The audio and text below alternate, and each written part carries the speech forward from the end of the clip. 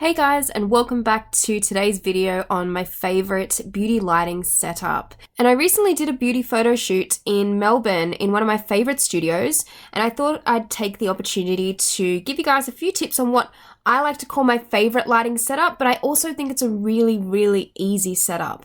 And there's just a few little tips that I wanted to note down in this video so you guys can maybe take them on board for your own photo shoots, or if you've got any other tips, feel free to put them in the comments section below.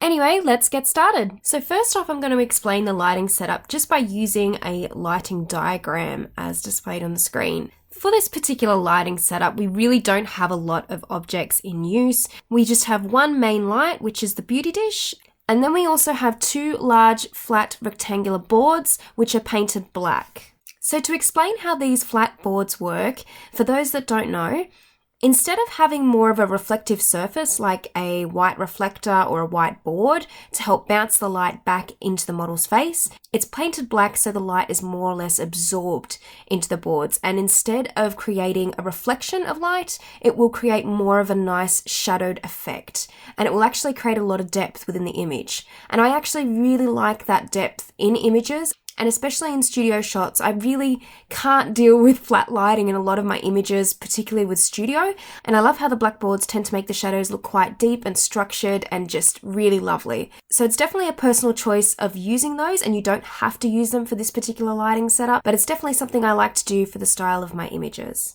We also have a plain white backdrop, which is usually a safe option for beauty, and most beauty looks that you'll be able to do can go with a white backdrop, and a lot of the time they're just the easiest to find. In terms of using maybe sheets or something cheaper as a backdrop, white is generally a very safe bet.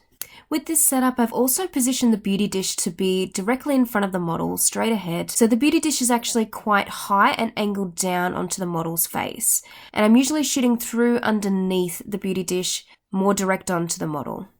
In the way that this light is positioned, it gives more of a butterfly effect with the lighting, which means you'll tend to get slight shadows just under the nose and under the chin of the model. And that's what you really want a lot of the time when you're shooting beauty. You don't want anything too heavy or any shadows that are odd shaped or really focused on in the image. So a lot of the time beauty will tend to have butterfly lighting, and it creates a really nice even light across the model's face as well.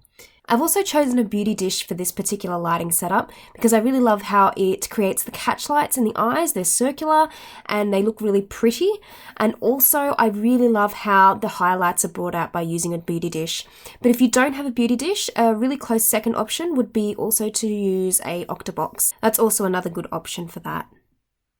So to recap for this lighting setup, you need two large rectangular black boards to create depth with shadows. You also need just a plain white backdrop, and also either a beauty dish or Octabox set high and angled down towards the model's face. And usually I position it around 1 to 1.5 meters away from the model, or just over 3 feet away. I specifically do this because it really helps create a really good range of highlights on the model's skin, and this is especially useful for any beauty photographs. Now I'm going to show you guys some behind the scenes from the day and show you the final images that I took.